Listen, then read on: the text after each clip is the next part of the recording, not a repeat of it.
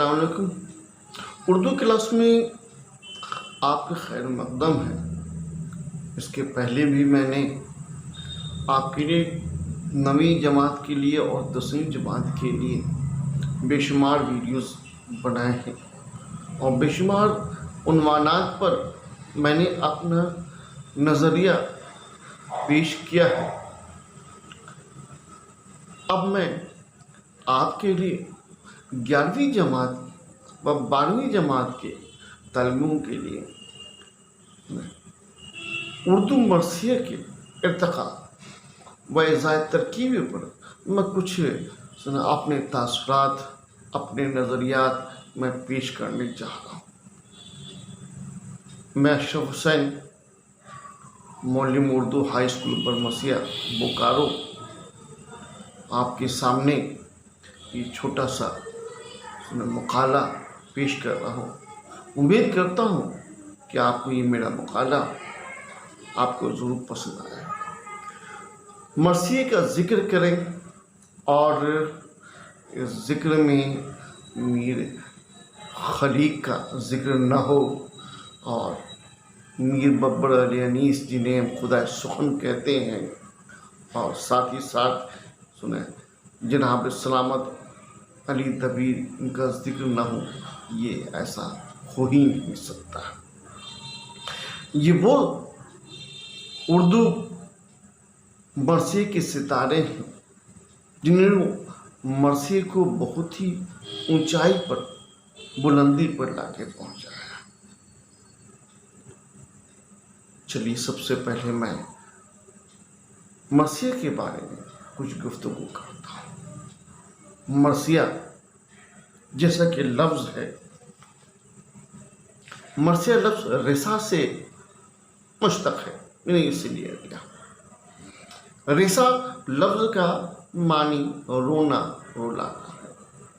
मरसिए में किसी शख्स की अच्छाइयों, आला कारनामों, नेकियों और पाक दामनी का जिक्र है, उस शख्स की याद ताज़ा करने के लिए किया जाता है। ये जिक्र कुछ इस तरह से होता है कि सुनने वालों में रंज व गम पैदा हो। उर्दू की दिगर इसनाफ की तरह मरसिया भी अरबी और फ़ारसी की देन है। उर्दू में मरसिए की इब्तिदा वाक़यात करबला से होती है। उर्दू इसनाफ सुखन में मरसिया उस नज़म को कहते हैं जिसमें हज़रत इमाम हुसैन अलैहिस्सलाम और दिगर शुहदाए करबला का जिक्र हो और सामाईन गम हुसैन में आंसू बहाएं। उर्दू की दिगर इसनाफ सुखन की तरह मरसिया ने भी दक्कन में तरक्की और नशोनुमा पाई। दक्कन के बेशतर फरमा रवा शिया मसलक से थे। हुस्न इत्तेफाक इन बादशाहों में अच्छे शायर भी थे। ख़ुसूसन कुली कुतुब शाही दौर में मरसिया को बहुत ज़्यादा फ़रोग़ मिला। खुद उर्दू का साहिब दीवान शायर कुली कुतुब शाह ने बहुत ज़्यादा मरसिए लिखे हैं, कहें और लिखे भी हैं। अय्याम अज़्ज़ा में वो खुद मरसिया कहता और दूसरे शुरों से सुनता था। मैं कुली कुतुब शाह के बारे में ये कहा कि वो पहले के दौर में वो खुद मरसिया कहते थे और दूसरे शुरा से वो मरसिया सुनते भी थे। मोहम्मद कुली के मिरासी में सूज़ व गुदास भी है और शीरनी भी है। मुल्ला वजी के यहाँ भी मरसिए मिलते हैं। मोहम्मद कुली, हातिम वजी के सासत गवासी और अब्दुल्ला कुतुब शाह के नाम इब्तिदाई मरसे निगारों में लायके ज़िक्र है। गोलकुंडा में सेवक, फ़ायज़, लतीफ़, नूरी, अफजल, काजिम और शामी वगैरह भी इस दौर की मरसे गो शुरा है। मोहम्मद आदिल शाह के ज़माने में मरसिया को फ़रोग़ मिला। मरसिया दक्कन से शुमारी हिंद में आया और यहाँ भी मरसिया को हाथों हाथ लिया गया। मरसिया में गम मरकज़ियत का हामिल है। दिल्ली स्कूल में भी गम ख़ास मुकाम रखता है। सादगी, सलासत, रवानी, जज्बात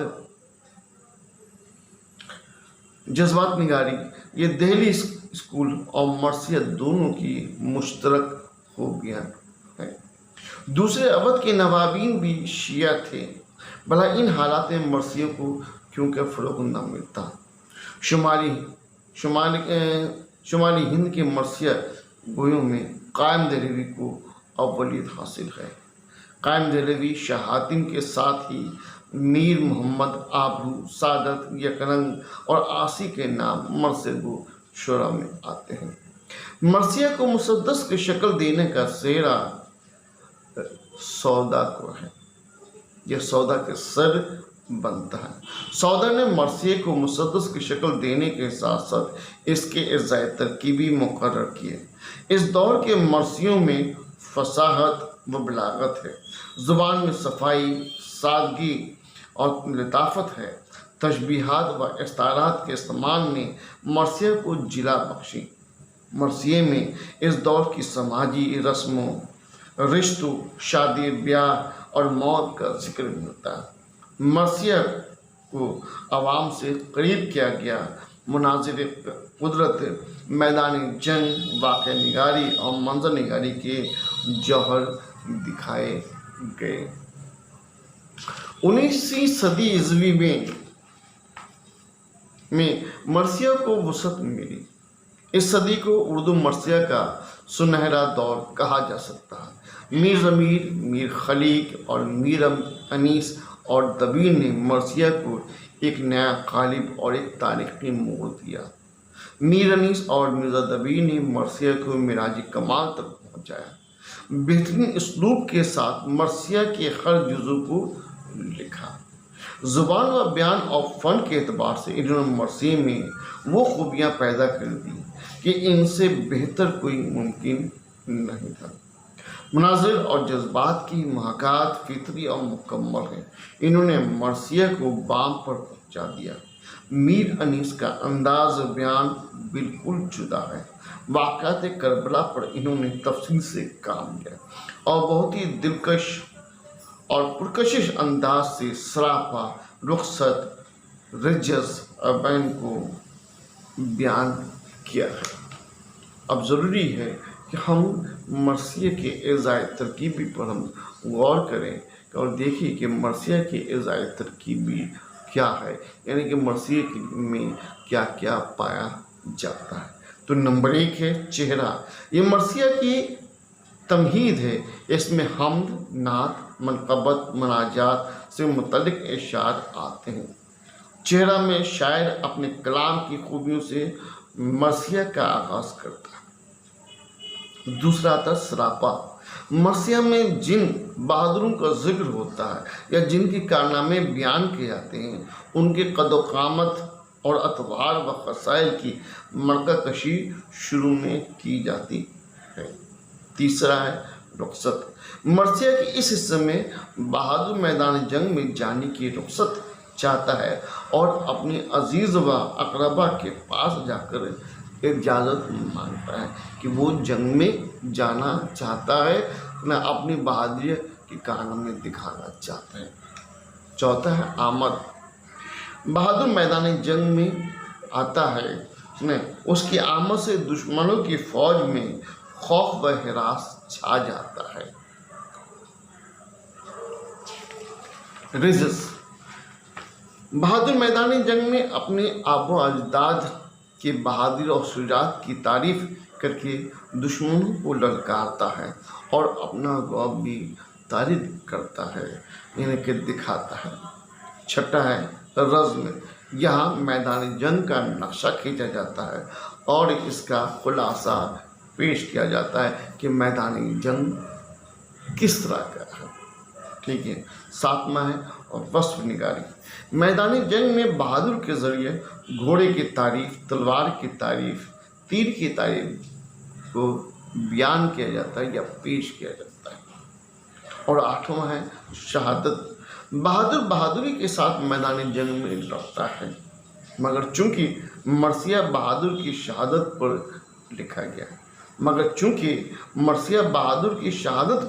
है इसलिए जंग करते करते दुश्मनों में وہ گر جاتا ہے، زخمی ہونا، پھر جام شہادت پینا، یہ مرثیہ کا اہم جز ہے۔ اور نواں ہے بین، یعنی کہ شہادت کے بعد شہید کے اہل ویال، عزیز و اقارب اس کی میت کے گرد جمع ہو جاتے ہیں اور آہ و بکا کرتے ہیں۔ یہ جز مرثیہ کا نچوڑ ہوتا ہے، جو کہ مرثیے کے مقصد کو پورا کرتا ہے۔ مرثیہ اخلاق کا آئینہ دار ہے۔ تعلیم اخلاق اور انسانی قدروں کی متعدد مثالیں مرثیے میں ملتی ہیں، جس کے نتیجے میں ذہن انسانی متاثر ہوئے بغیر نہیں مل سکتا ہے۔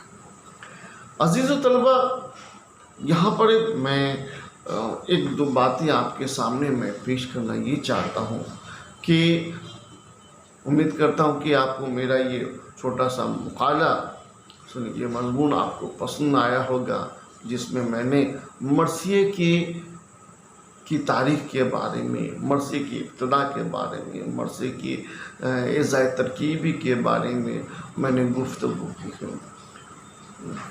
مزید معلومات کے لیے ضروری یہ ہے کہ آپ اردو ادب کی تاریخ کا مطالعہ کریں، اردو ادب کی تاریخ کا مطالعہ کریں، اور خاص کر اس میں وہ صنف شاعری مرثیہ گوئی کا مطالعہ کریں، اور ساتھ ہی ساتھ آپ کی کتاب میں، درسی کتاب میں جو بھی درج ہے مرثیہ کے بارے میں، جو تعریف اور اس کے بارے میں حوادث ہیں وہ درج ہیں، ان کو بھی آپ مطالعہ کریں، اور اس کے بارے میں زیادہ سے زیادہ معلومات حاصل کرنے کے لیے اپنے استاد محترم سے اس موضوع پر گفتگو کریں اور ان سے اس موضوع پر زیادہ سے زیادہ معلومات حاصل کریں، اور اسے درج کریں، اسے اپنی کاپی میں درج کریں، اور ایک نئے طریقے سے اسے آپ لکھنے کی بھی کوشش کر سکتے ہیں۔ تو اب میں اجازت آپ سے لیتا ہوں، پھر آپ سے ملوں گا میں دوبارہ نئے عنوان کے ساتھ، ایک نئے مقالات کے ساتھ۔ تب تک کے لیے شکریہ، خدا حافظ۔